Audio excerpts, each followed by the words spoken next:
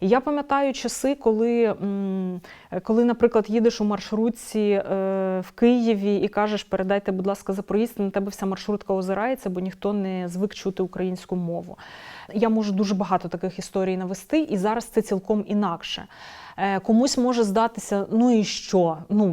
Це всього лишень мова. Але ми знаємо, що багато хто знає, що це не всього лишень. Це дуже великий показник, що Україна стає Україною.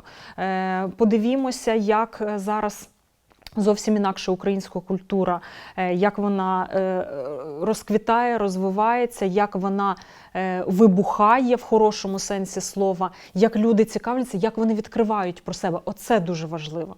Коли почалася повномасштабна війна, мені розповідала директорка книгарні «Смолоскип» Ольга Погинайко, як вона просто партіями цілими відправляла книжки там про Аллу Горську, про шістдесятників, про нашу історію. Вона в Харків відправляла, на Харківщину відправляла ці книжки.